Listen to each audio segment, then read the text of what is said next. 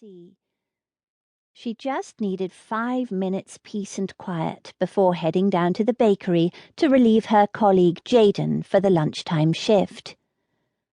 Neil, the little puffin who had crashed into her life one night in a storm and remained there ever since, did not agree. He found the activity of flying outside, high up, and still being able to see her through the window utterly amazing, and liked to do it again and again, sometimes taking off to fly all the way around the lighthouse and come back in the other side, sometimes pecking at the glass because Huckle thought it was funny to feed him tidbits out of the window, even though Polly had told him not to. Polly put down her book and moved over to the window, struck as she never ceased to be, she wondered if she would ever grow tired of it, by the amazing cast of the sun silvering in and out behind the clouds over the waves, the gentle cork of the seagulls, and the whistling wind, which could turn thunderous on winter days. She still couldn't quite believe she lived here. She opened the old-fashioned, single-glazed window with its heavy latch.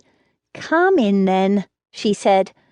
But Neil fluttered excitedly and tried to peck in between her fingers in case she had a tasty treat for him. "No," she said, "you are a fat puffin and no mistake. Come inside and stop tapping." Neil thought this was a brilliant game and shot off around the lighthouse once more to show her what he could do. When he landed back on the windowsill, his big black eyes were expectant. "Oh, for goodness sake," said Polly then, and she would never have done this if Huckle had been there. She leaned over and gave him a scrap of the cheese twist, which the little bird wolfed down happily, pecking up the few remaining crumbs. He pecked so hard he ended up hopping backward and slipping off the window ledge. "Neil!" shouted Polly, then felt a complete idiot as he flapped his wings and fluttered back up to the window level. "You are scaring the life out of me," she said. "Come in or go out, not both."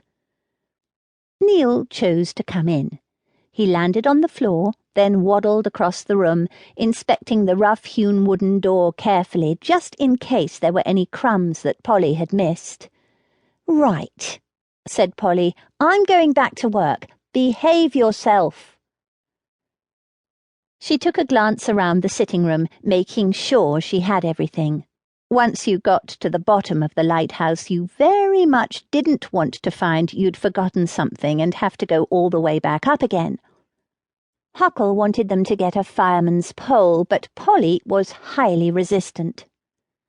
The little around room didn't contain much furniture apart from her absolutely lovely old posh sofa that she'd brought with her from Plymouth, and that had had to be completely unscrewed and taken apart to get it up the stairs.